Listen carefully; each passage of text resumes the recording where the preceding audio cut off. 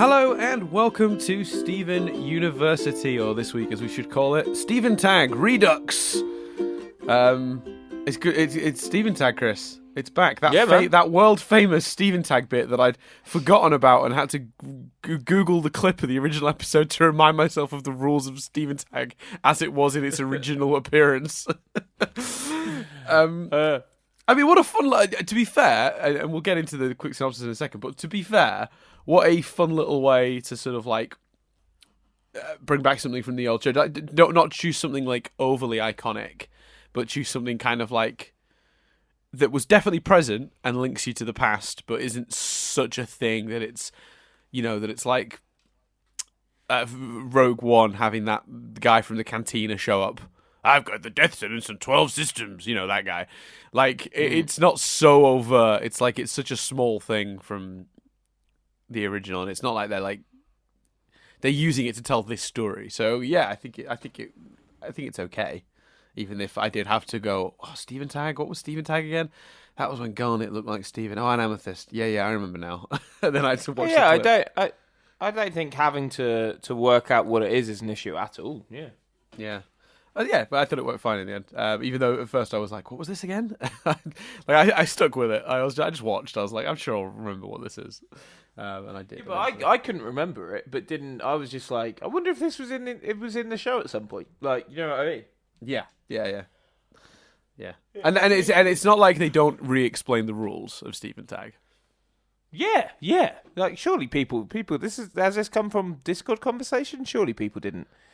This is purely me giving my experience watching it, which is that I definitely spent about a minute going, Steven Tag, like scratching my brain, like that's got to be in there somewhere, right? Like, well, that's not enough. That's not. I remember it, but I can visualize. The Stephen Garnet and Stephen Amethyst. Yeah, but I can't remember what episode, and I can't remember how many times it came up, and I can't even remember the context of it. But then I had a quick look afterwards. And for those who don't remember, it's from Keep Beach City Weird, and it's actually one of the most clear moments of Pearl just refusing to shapeshift, because there was a lot of times when Pearl just wouldn't, but it was not like she was being asked to. Whereas in the original Keep Beach City Weird clip from that show, which is on YouTube, if you just Google Steven Tag, that clip comes up. They're playing Steven Tag, and Pearl gets tagged, and like, now you've got to become Steven, and she's like, no. Like, it's like she's not at all, and like it's a really, and considering what they did with this episode with Pearl, I think that's a really nice, because one of the clearest examples of her not shapeshifting in the original show, like outright refusing rather than just not doing it, which is a bit more definitive. They do obviously a little bit of something to do with that here, which is nice. So we'll get to do a quick recap, Chris. Do you want me to? Am I taking the reins? Do the recap, Daniel Frederick Doolin. So for those who are watching this in the future, here we are in the future. There we go. You can. So I was busy trying to work out whether you've just accepted me giving you a middle name, or whether it still hurts you a little bit every time. Every time I die a little bit inside, but I just stick with it. And You know what? People in the Discord have started using it. Well, I say started. I sporadically see DFD. It is mostly one listener, I think, specifically, that seems to enjoy doing that. But yeah, thank you very much. Thank you to that listener. But surely it's got to the point where if you, in some ways, it must feel like you do have a middle name. Oh no! I've told the story on the other podcast. That's my middle name now officially, because someone else, completely out of context, that you have never met, Chris, also guessed that was my middle name. I told this story on another podcast, but the universe has decided my middle name is Frederick, because when two people so independent of each other, like this is a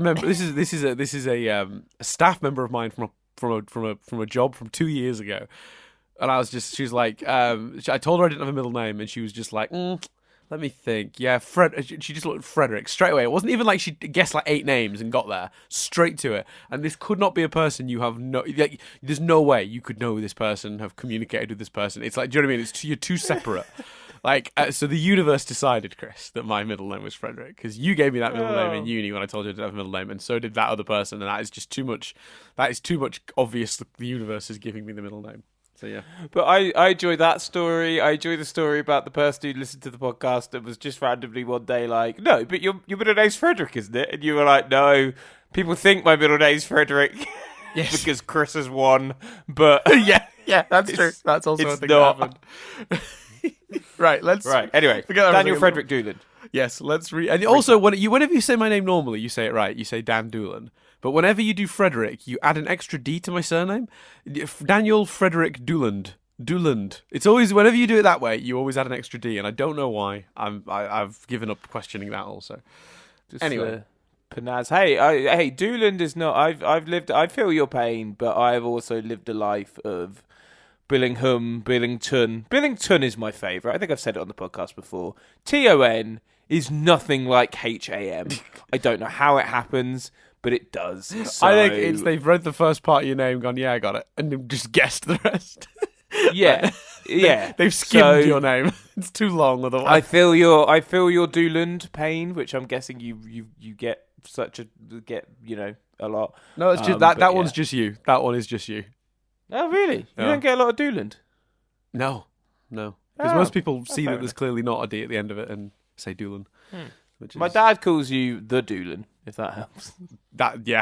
That helps make me feel better about my life in general. Moving on. This is supposed to be a Steven Universe podcast. We're now 7 minutes in. We've barely spoken about Steven Universe. Yeah. So recap. So here we are in the future. For those who are watching this in the future and haven't just seen this episode, to recap, Steven is busy. He's doing lots of little homeworld stuff.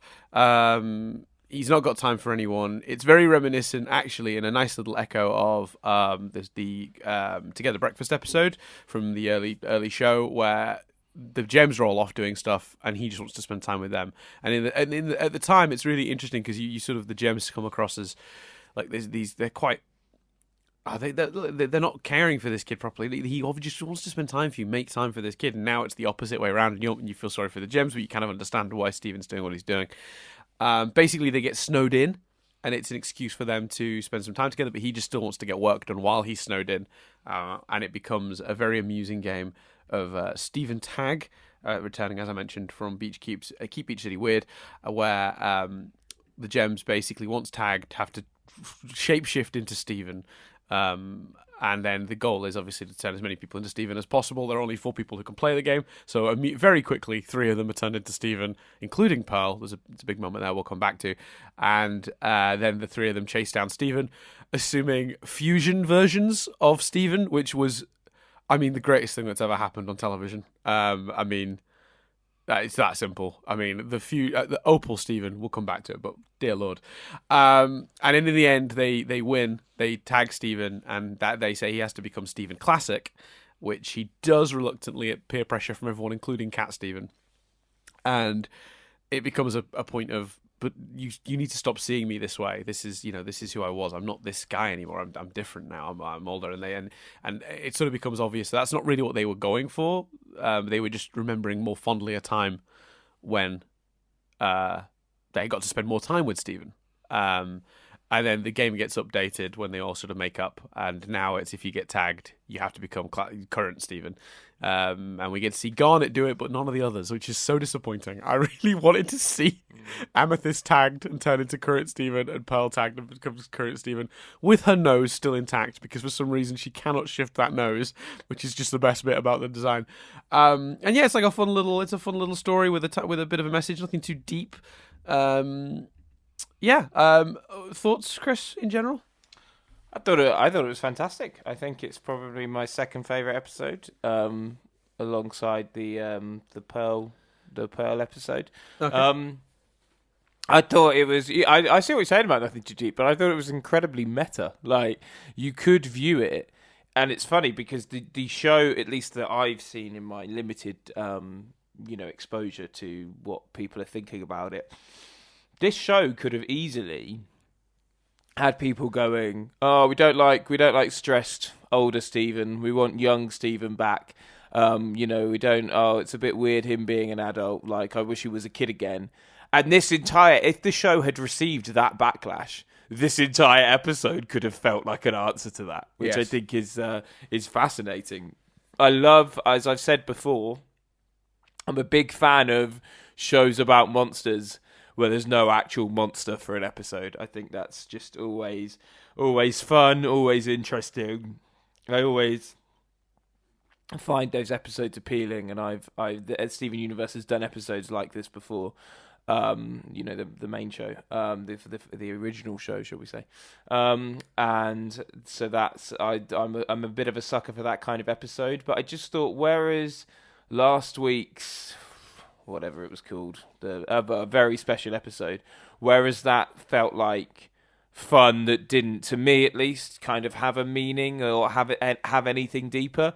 This bad boy's like a bit of an onion. I think there's a lot of levels to it. There's the meta level, there's their relationship with Steven level, there's the hammering home how stressed and worked out level. There's the notion that this child had all the weight of saving the universe on him, and he saved it, and now he's got all the weight of keeping it running on him and what that means. And I think this episode is a great way to explore that a little without making that take over everything and feel in any way repetitive. Mm-hmm.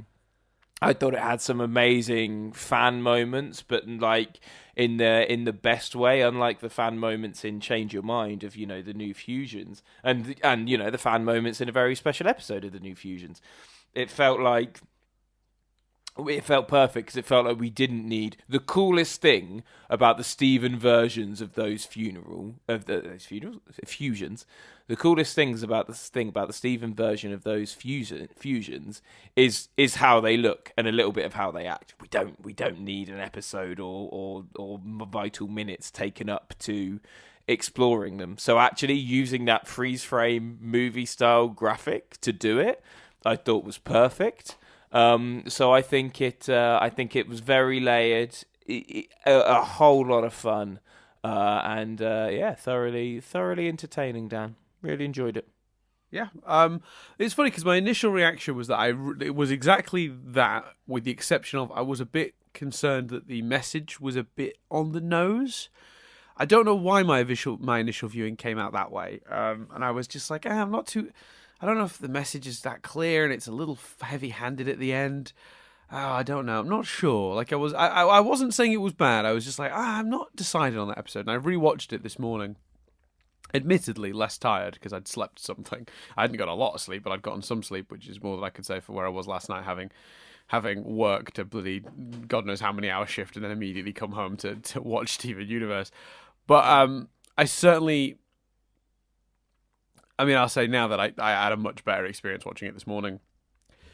Did not feel that element of it at all. It really worked perfectly for me. So I think that was, I don't know, either the mood I was in or just the tiredness maybe speaking. Or maybe there's a little bit of something in that, but it's just not enough to really actually affect the quality of the episode.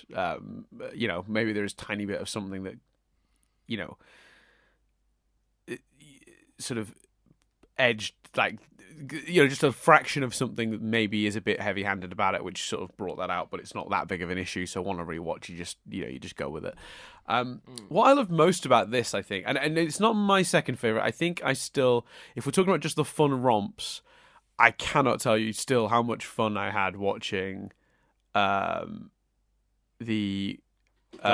Guidance. Yeah, Guidance was just madness. Like, I mean, like, in the best possible way. Like, I loved that episode so much. So it's for me, Guidance is probably still it's probably still my second favorite. Obviously, I'm assuming we both feel like Revolutionary Pearl Utena volleyball is still the first and best episode of this show so far. I assume. Yeah, that is what you're thinking. I mean, I said that. It feels like you've asked that so you can get your joke title in to every episode of this podcast, which is fine. I don't think there's anything wrong with that. I didn't think you said which episode was your favorite, but I said my second favorite to the Pearl episode. Oh, okay. I just heard second favorite. Don't worry. My apologies. It's a good joke, Dan. Give us the name of that episode again. No, I'm good. No, God, I want to hear it. No, it's fine. I want to hear the joke. Well, Hear me- you've bullied me into not wanting to do it, so I hope Do the joke, Dan. Do No, the I'm joke. good. I'm good. You know you want to. So I'll keep going on about it all Good. episode. Enjoy. And people won't enjoy it. well, that's fine because Do they can the direct joke. all their comments at you for once.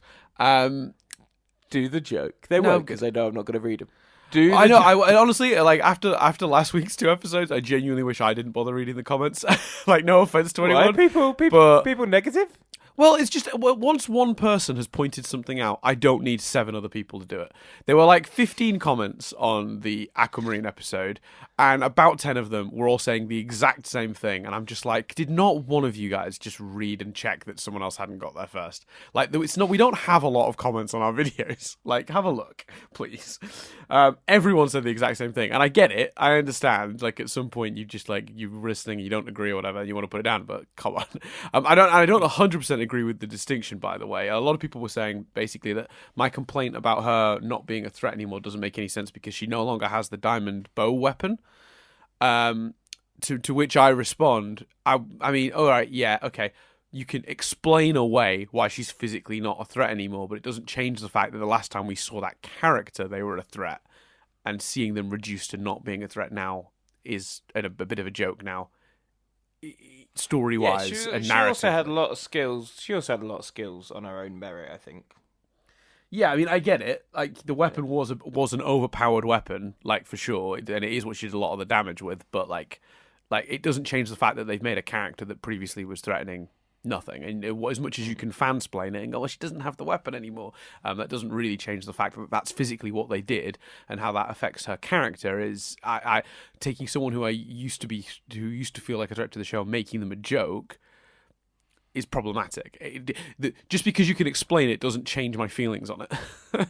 Is basically what I'm getting at. Anyway, that's a different Just to issue. clarify, I think the pearl joke is a good one. I didn't mean to shit on the pearl joke if that's how it seemed.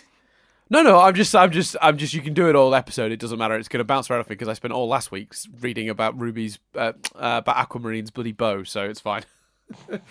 I don't mean to sound bitter. We appreciate that you guys comment and give feedback and stuff, but it is quite frustrating when you say one thing and 20 people jump on it, like, because it's just like, I'm not going to reply to every one of these. I can't. I literally can't, unless I write one response and copy and paste it, which would feel impersonal. So it's more about me not being able to really have the energy to give 14 unique responses to the same point.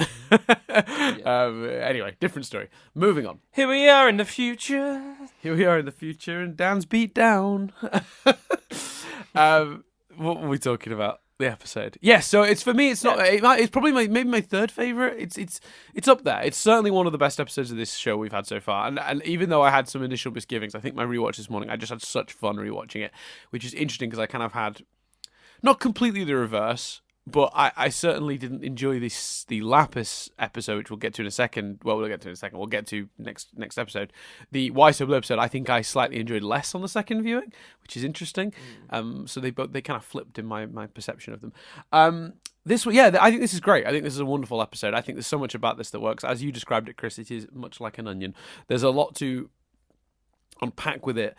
And I particularly was enjoying just this, like, what a great excuse to get a bunch of weird little nostalgia nods in right early on is to say they want to spend time with Stephen, not because they prefer young Stephen to old Stephen, but because young Stephen had more time for them.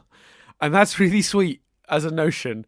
You know, young Stephen had time for them and they haven't been able to find, like, he hasn't been able to find time for them the same way that sometimes they couldn't find time for him, and it coming full circle like that is just really interesting, and seeing it play out this way is nice. And particularly obviously that ending is as small as it is and quick as it is, that shot of them all in the car together, I don't know, that was really nice to see. There was just something very sweet about it. And I think and I think as well with this episode, I finally just adjusted to the new status quo, and I don't mean that narratively speaking. I just mean the new status quo of we're back to just some lighter episodes, because I found it a little, I'm not going to lie, I certainly found the first half of the season a little bit jarring to be back to less consequential episodes, because everything had been so about the bigger plot and the big strides, and then they did the movie and that was all about big scale up, you know. It's a bit like watching Far From Home after watching Endgame. Do you know what I mean? It's like, oh, we're back to this. Oh, right, okay. Just a standalone thing that's kind of fun and doesn't really need to be about the end of the world or whatever. Well, it kind of was about the end of the world, but you know what I mean? Like, it was a little bit jarring. It was like having the brakes put on a car.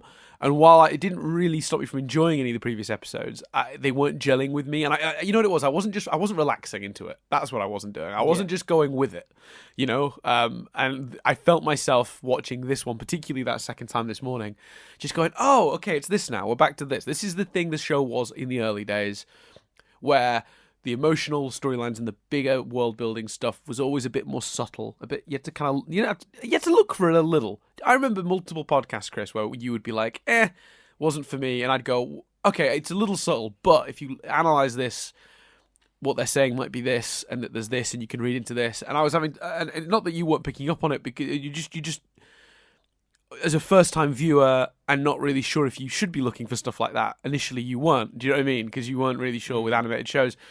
And I was, and I learned something myself going through that experience with you, because I was sort of realizing, hey, there's a lot of undertones to this show. They don't always wear what they're trying to say on their sleeve, but the show grew into that over time when they got a bit more confident. They went, oh no, it's always on the sleeve. Everyone says what they think, but like sometimes the brilliance of the early episodes of the show was that there was a really important message there, but it was sort of more subtle and more buried in.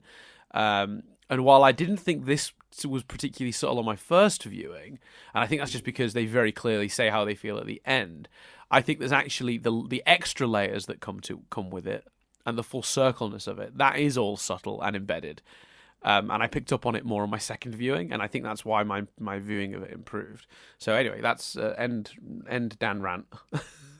Yeah, and I think, though, as well, it's also the fact that, and I know it's something I bang on about all the time, but it's also the fact that it's a completely different show. So it is a little jarring when you think the show's going to be, right, future, epilogue, cool, and then they do episodes where it harkens back to early Steven Universe days, and you're kind of like, oh, like, okay, this is season 6. Like, you know, and so it's also a surprise because season 1 almost. Yeah, and it's also a surprise because it's learning what this season actually is. But I think there's so much fun. What do you think about the Steven style fusions? Before we move on to that, can I add to your point? Actually, that's an interesting point though. Does this show have enough time left to warrant having to ease us back into this style of the show?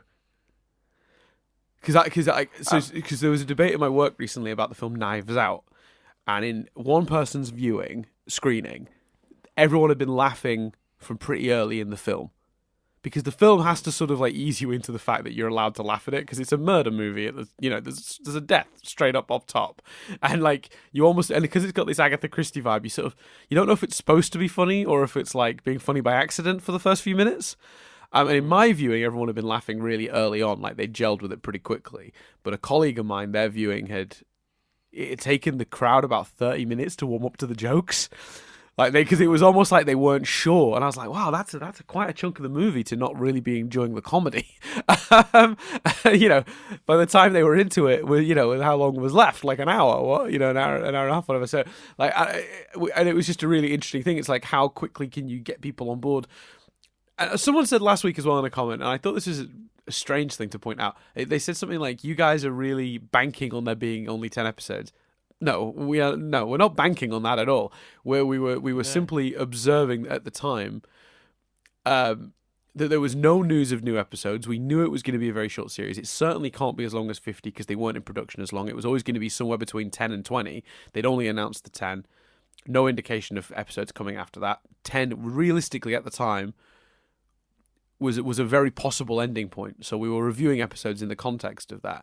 And it was really annoying because we recorded those episodes, and about 4 hours after we recorded those episodes, a trailer came out for Cartoon Network's 2020, and they mentioned Steven Universe Future in it, which means there probably is more than these 10.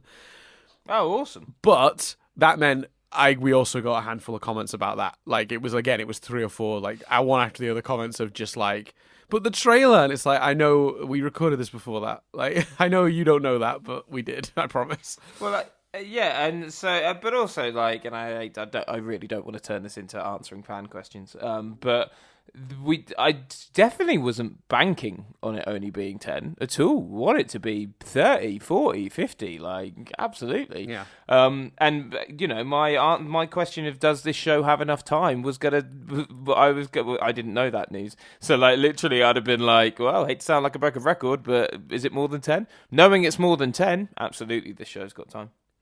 Yeah, well, it depends how much more than 10. There may only be... Yeah, but there may only be 2 or... Clearly we can't win. Well, no, exactly. This is the problem we're in, which is that, like, we don't know. That's the issue. So we're speculating either way. It certainly can't be as many as I think the show deserves, which is, I think it really should get about 50. But it's probably, if I was guessing now, knowing that it at least goes beyond the 10 we've got, I'd say about 20. I'd say somewhere around 20.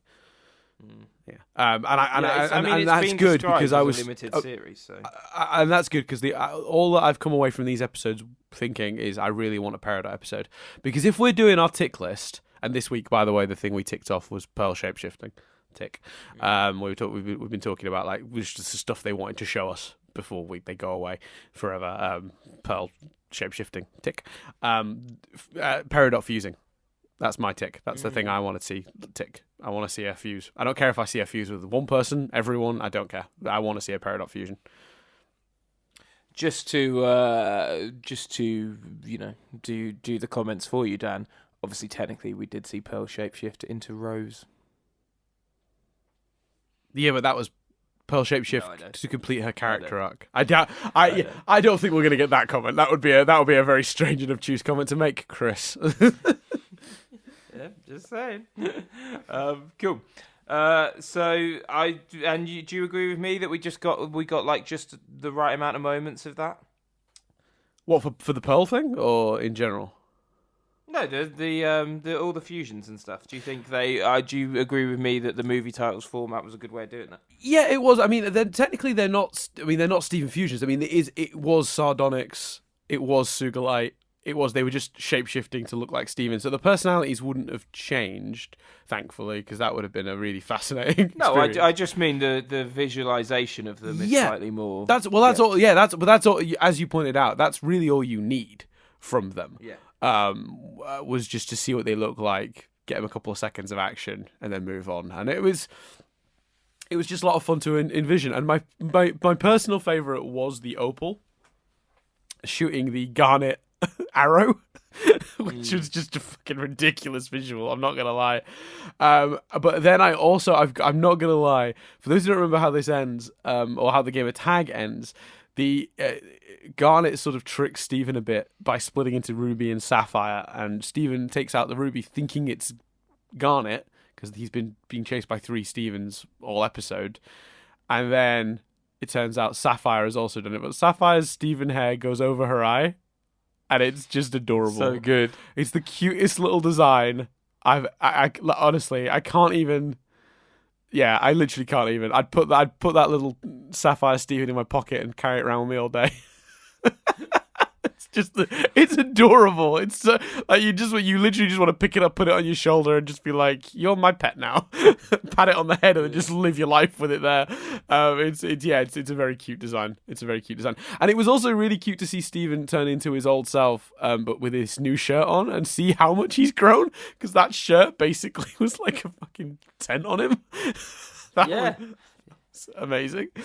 Like I say, like, just really good stuff for the fans, and it's so funny because I feel like if people had been a bit like, "Oh, I miss young Steven," this episode would be viewed in a different context, and I'm glad people weren't like that, because I think a fun episode is the best context to view this in. I think it's also kind of sad though. Do you not think, like, this kid that, like, had all this pressure put on him, you know, to save the universe. He's done it, and yet he's still this overworked, stressed, like, and he's not a kid now, so he's an adult, so it's less heartbreaking, because it was always heartbreaking with Steven that he was so young and had so much responsibility. But like seeing him now, like as an adult deal with it, it's still like kind of heartbreaking because you just was like, oh, can't he have some peace? Like he did a lot.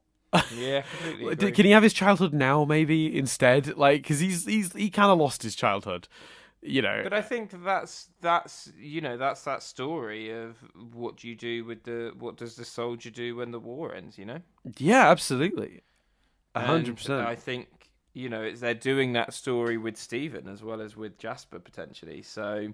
Yeah, I think I completely agree. It's gut wrenching, but I understand why they're doing that story, and I'm glad they're doing it in the way they're doing it, which is subtly weaving it into things, as opposed to outright saying that. And it certainly feels like it's brewing and going to come to a head, which is awesome. Yeah, I was going to ask that. Do you think that's where it's going? Then do you think it's going down the route of like he didn't get his childhood? Because he basically had to save the universe. Can he have it now instead? Are they going down that route? Potentially, or Steve, certainly, I certainly think we're exploring Stephen's mental health and where he is now, and I think that's awesome. Yeah, I'm on board with that. I think that's a great way to do it. What do you think about some of the other little details we learned about him in this episode? Like he's a vegetarian now, for example. Yeah, I enjoyed that. I think that makes sense. I think that it's a very modern approach. I think it's what I mean by that is I think it's a nice reflection of a kid that grew up in these times, even though obviously Stephen grew up with aliens and not quite the times that we've all grown up in. But I think that I have said it many a time and got shot down many a time. But I think the number of kids that are young now that will grow up to be vegans, vegetarians, will grow and grow and grow. And eventually the world will look... Huh? You're 100% right. I mean, like amongst my staff at work, who are all much younger than me, I always end up through my job. I just end up working with like essentially 20-year-olds, like as a rule, like early 20s, like is like kind of the average age of the people who work directly under me, and like, they're all, not all, a huge percentage of them are vegetarian or vegan in some way. Yeah, and like I say, the world will look back on meat eating in exactly the way that Simon Amstell predicts it will in that documentary Carnage. Yeah. Not in the jokey way, but not with mind reading tricks or whatever that film has and time travel and all that stuff. But the notion of comparing it to other behaviours, yes, I think is what will happen. Yeah, I think so absolutely. I think the fact that they've done that with Stephen, I think is very clever and feels incredibly like, of course, Stephen would be vegetarian when he grew up. Yes. Yeah, I was slightly disappointed to see him saying that's too much sugar for me about Together Breakfast, only because my diet, sugar-wise, has not shifted since I was a child. So Stephen, don't grow up, don't get that healthy. Like you were a good role model for me. Like a year ago when you were quite happy to throw syrup and cream and popcorn on top of pancakes. Don't take that away from me, Stephen. That feels like it's more about you than anything else. Yeah, a little bit. If I'm honest, no, I enjoyed that, and yeah, I think we're meant to feel like, all joking aside, I think we're meant to feel that way when he says that. We're meant to feel like Garnet, Pearl, and Amethyst in this episode, and I think that's very clever. It is very clever, actually, to put us on the other side of that, because we're feeling nostalgic for young Stephen because he's acting so different. Exactly. That's yeah, they create that. That's always good, isn't it? When they can create the feeling that the characters are feeling in the audience and sort of make the characters in the show having the same experience as you. So you sort of you empathize with them a lot. So when they want to act silly. And really, funnily enough, that really hit me watching the tag clip, because seeing young Stephen jumping about and being silly and like leaping on Pearl and just clinging to her and stuff after watching this episode was like, oh god, yeah, he did. He just like, this poor kid's been beaten down. Like he's like, I know he's a teenager now, but man, he's all about responsibility and he's got errands to run. His alarm's going off at 7 a.m. every morning. He's got like a crap ton of stuff to do. Like, I don't know. I just, all that responsibility. Yeah, completely agree. There's a few other little tidbits. Shall we go through them quickly? Yeah, man, go for it. So if you were curious what tasks he had on his schedule, third quarter begins was the sort of heading. He had Gem Teacher Association meeting. He had the Kiss It Better clinic, which I assume is hour or two to be Dr. Stephen. Interpretive dance, baseball practice, which if Lapis isn't a part of, I'll be gutted. I hope we see that at some point in a future episode. And a volleyball game, which, if I'm being honest, Stephen, you should have the volleyball game and the Kiss It Better clinic the other way around. I think we've made that very clear. Based on previous experience. Yeah, you've very much scheduled that backwards. You're going to have an empty Kiss It Better clinic, and then a lot of people waiting for the next day with injuries. So Popcopter was the other little detail. Well, not a little detail. They referenced Popcopter, which is like obviously some sort of sequel to Dogcopter. I caught that. I thought that was a lot of fun. Yeah. Agreed. They also referenced the No Homeboys, which is those books Stephen used to read in that episode with Amethyst, the On the Run episode. I thought that was a nice little thing. This is the big one, I think. So when Garnet and Amethyst come out of the temple proper into the house, after he traps them in there, you can see in the background the burning room, which is the room they used to keep all the gems bubbled in, right? I thought this, yeah. And there are still bubbled gems in there, it looks like. It's not the clearest, because it's one of those sort of like thin, it's one of those sort of blurry backgroundy palettes they sometimes use to sort of suggest a background that's in the distance or through a door that we're not seeing in proper because we're not in the room. So the shapes are a little less defined, but I'll put it on screen for listeners now and decide yourselves. But there's clearly to me in that circular bubble type shapes with what look like gem shapes in the middle. I don't know how else you'd interpret it. So there was some discussion about this on our Discord. I can't speak for other areas of anime. I didn't get as much time this week to look at the Reddit and some of the other places. So I had to skim through our Discord. And there was some discussion about what that could mean. And some people were saying, well, that's just practicality, isn't it? You can't bring everyone back at once because, you have a sudden population spike. I mean, look how much work it was to sort of bring Cherry Quartz sort of into the fold and talk to her and give her that attention she needed.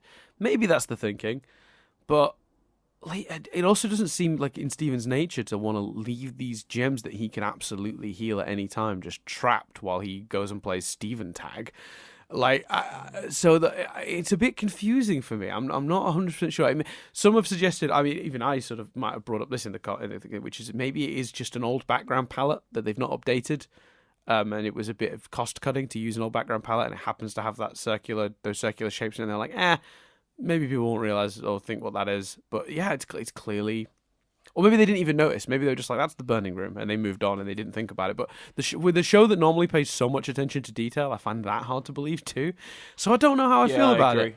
So is it a practicality thing? Do they just not have the resources to like look after everyone they can revive? So they're only reviving them in chunks at this point. Because to me as well, Stephen going through explaining what Little Homeworld is to Cherry Quartz, he could have revived 3 or 4 gems and explained it to multiple gems rather than one. I mean, I know at my particular work when we do training, we don't want to do. You never want to do the training with just one person present. If you've just hired 5, you want to do it all at once, so you can only do it the once. That seems like an efficient way to do it to me. I don't know. Unsure. I mean, are we dead against the option that some gems just don't want to listen and are still bubbled? What, so they've unbubbled them, healed them? Maybe. I don't know. Like, it's difficult. No, I don't think that is. Because I'm just throwing. I'm not saying I want that. I'm just discussing all options. No, I understand, but I just don't think that's in Steven's nature at all. To basically unbubble a gem. I mean, if you look at how he handles the lapises in the next episode... Yeah. I just find it very hard to believe he'd unbubble a gem. They'd be like, all right, you've unbubbled us, you've healed us. Now we're bad. And him going, right, back in your bubble. I just don't see it. Yeah. Well, it didn't they at some point bubble devices and stuff as well? Is it possible it's that? Or am I completely making that up? No, they have bubbled inanimate objects in the past. I know that he bubbled Ube roll, didn't he, in the movie, and said I'll save that for later. So that you can bubble an inanimate object for sure. I mean, arguably gems are technically, like, if we're just talking about the strictest sense of physics, they're inanimate objects. But I don't ever recall him. But I mean, the one in the background that's particularly not dead center, but like the most prominent and obvious one. It does seem to be a diamondy shaped gem. Right. Okay. And I don't mean it's a diamond gem. I mean it just happens to be that sort of single point down gem to a sort of a rounded top. Like it looks like that. So I don't know. I'm not really sure if that's intentional, unintentional. I mean, that's my question to you, I suppose, Chris. Is do you think this show, with the amount of attention to detail, has slipped there, or do you think that's intentional? I don't think it's a goof. No, I don't think this show would do that. Yeah, that's kind of where I landed. I mean, it's possible for budget reasons they had to use an old background. Maybe they weren't given as much money. Is that possible? But just don't start the shot. So hear the noise of the doors and then see them whoosh out. You know. I don't know. There's got to be. I can't believe there's a world where someone wouldn't have noticed that. Yeah. I agree. What did we think of Pearl's moment then? We've not really talked about it. Obviously, she hasn't shapeshifted since she did it with Rose, and it was obviously a bit of a traumatic moment for her. How did we feel about seeing her finally get the glorious moment of like she's genuinely emotionally over it enough now to be able to shapeshift? I smiled wide, Dan, and proud. Because it's also not the Stephen we've seen. Amethyst and Garnet fuse as shapeshift as Stephen before, so we got a new Stephen. That felt the most epic to see what Pearl looked like in that form. Yes, with the nose. I still can't believe she couldn't. Like the nose is still there, the pointy nose. Like it's just. I know. It's so funny to see that nose just sticking out of Stephen's face. It's awesome. The growth of what it means for her character is just really there and clear. If you kind of know the history, I thought it was a very rewarding moment. Yeah, I think so too. And what I liked most about it, actually, funnily enough, was the reactions. So Stephen's reaction is pretty not standard. That seems like unfair. Stephen's reaction is what I would have put as Stephen's reaction, which is him to be like, "Oh, good for her. Like, I'm really proud. Like, that's a really big moment. I understand that's a big moment."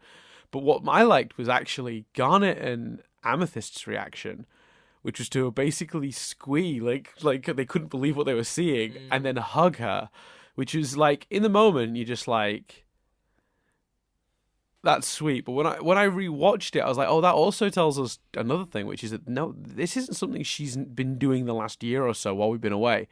This is the first time she's done it. It's not like it happened off camera in the gap, and the other gems are like, they've seen her shapeshift since, as she's gotten sort of a bit more confident in herself or whatever. No, this is the first time she's done it. Unless she's done it privately, I guess. But yeah, I thought that was really interesting. Yeah, and it just adds a lot more emotion and sweetness to the moment. Yeah, 100%. Yeah, I thought that was good. I liked that a lot. I like the design. You're right. It's a few things at once, that moment. It's like it's both the excitement of seeing it, visually and going like, oh, that's so cool to see what that looks like, but also the emotional hit of, oh, that's nice for Pearl. So it's good. Yeah, I think that it sums up the whole episode for me, that moment, in a way. It's just a whole lot of fun, and like they do an awful lot in 10 minutes. If you think about it, we really hammered home on Stephen's daily routine and what that means. Mm-hmm. They really set up how much they miss him.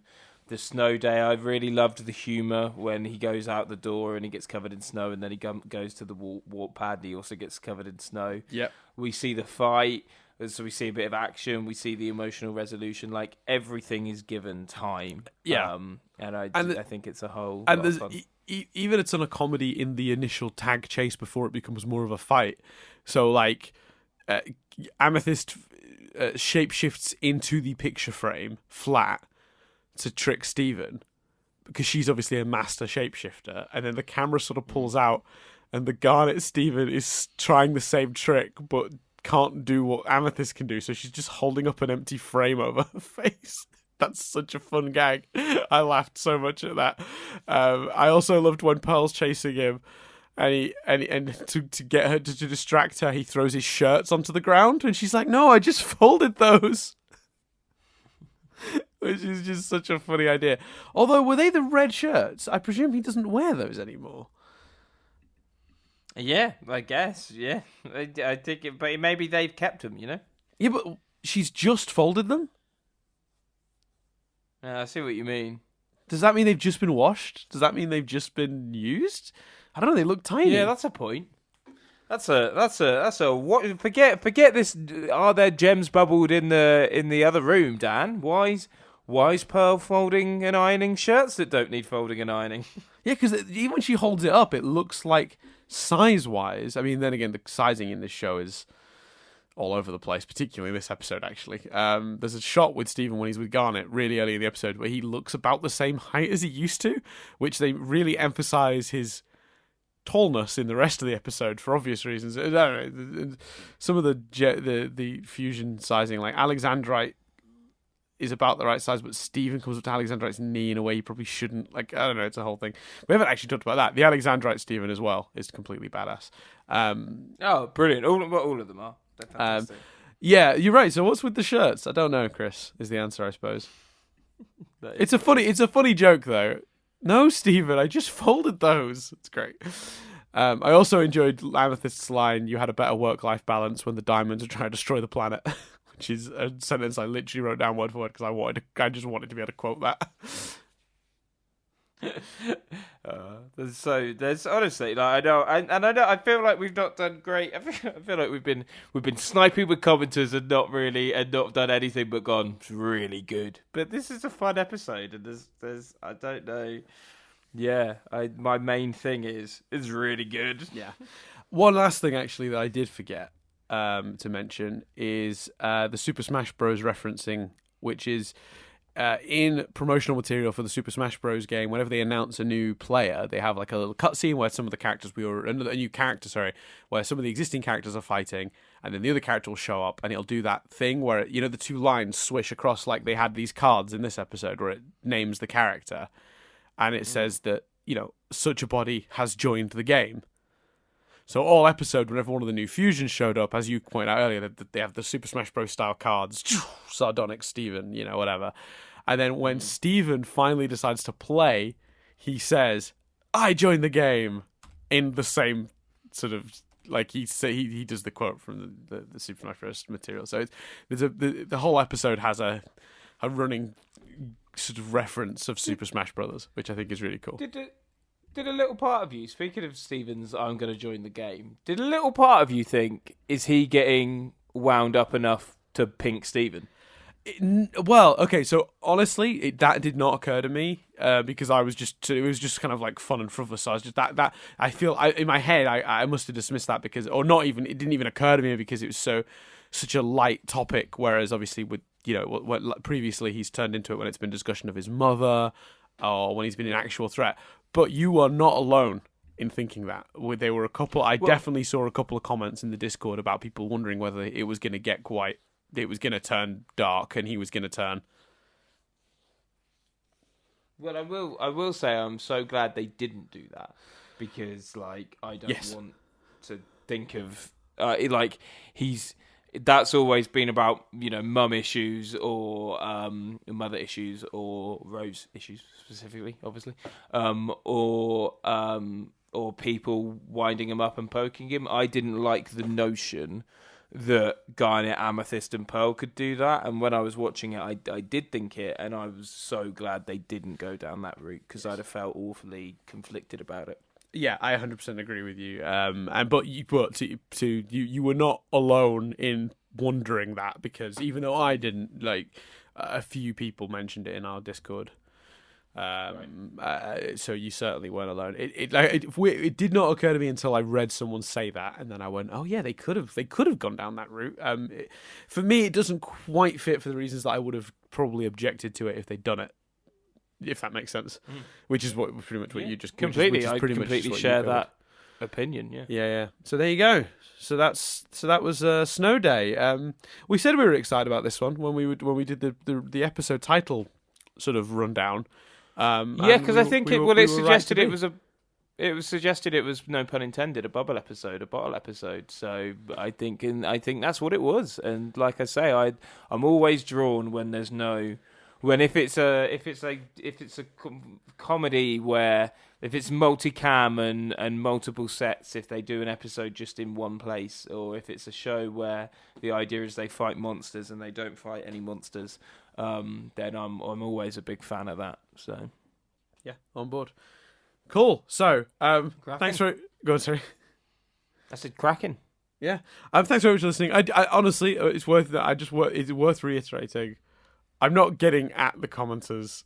You're all amazing. I just wanted to point out that it can be quite a lot when you say one thing phrased a certain way and you get.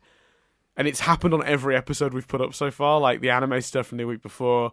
It has been a bit relentless to get to wake up to when you put an episode out and you're just excited to see what everyone's saying about, like, either the show or the podcast, and all it is 10 comments pointing out something you said wrong in an hour-long podcast, and it was one sentence. That can be a little bit demoralizing. But guys, Dan's tired. Okay. Leave him be. When we're like, honestly, like, Danny Freddy Dewey, like, and when you're working so hard to put out the content, that is it can be a bit of a kick in the teeth. I get it. Like legitimately, like, so I woke up yesterday, I recorded an Unleash the Light. I then spent 2 hours editing it. Then I had a shower, I ate, and I went to work. I worked till midnight. I got on the horrendous bus home on a Saturday night. As soon as I got home, I watched the episodes. I stayed up an extra half an hour so I could read the Discord, have a look at, like, some of the stuff, but also so I could get the episode and make it available for Chris so he could watch it first thing in the morning. Then I went to bed. I got about 4 hours sleep, and then I woke up and recorded this. And when we finish recording these 2 episodes, it's going to have been 24 hours since I started. No, we're already past 24 hours. It'll have been 26 hours since I recorded the Save the Light, Unleash the Light. So it's just like when it's this busy as it is at the moment, and I'm making all this content, like. When one sentence in an hour-long podcast is all anyone can talk about, that is a bit of a but I want people to understand that I'm not saying don't comment. I just maybe have a gander and see if someone else has already said it, because I definitely don't need to hear it 20 times. Comment responsibly. Yeah, please. Just keep my sanity in mind. It is an incredible amount of work, and it is, as everyone knows, because I don't do the editing, it is significantly more work than I put in. So I'm sure and the other commenters and the other listeners thank you and appreciate it, Dan. And Chris doesn't even read the comments. No, I do read. I didn't read last week's, but because things have been nuts. But I do read the comments. So it's that was a bit of a show. But again, I'm not specifically getting at anyone. I mean, like I said, with the Aquamarine one, I don't 100% agree with what people were saying, which I've already addressed in this episode. But that's not the problem. I wouldn't like get at someone for having a different opinion. It's just a shame that so many people said the exact same thing. Anywho. There you go. That's everything for this week, I guess, for this episode. Come back in a couple of days. What is it, Dan? Is it Christmas Eve? I think it's Christmas Eve, isn't it? That this is going up. It'll be these 2 episodes are going up around Christmas. I'm not excited. Yeah, I think it's going to be Christmas Eve and then maybe Boxing Day or the day after that. So so have a very Merry Christmas, guys. I hope Christmas is good for you, and thank you for listening. And we'll see you in a couple of days' time for Why So Blue. We will. I a second week in a row, Chris, you've stepped on my ending by naming the episode. Yeah, What are you going to do, Daniel Frederick Dooland? That hurts me on the inside. Yeah, worth noting, we'll reiterate this in the next one because that'll be the more relevant episode, but it's worth reiterating that after these two, the last two, episodes 9 and 10, we won't be able to record podcasts for as quickly as we've recorded these. There may be a week or two wait. It might be a little bit into January before we get into that, just because now we're coming up on Christmas. Availability for myself and Chris is thin, so getting together to be able to record is a bit trickier around the holidays. So I hope you appreciate that you might have to wait a week or two.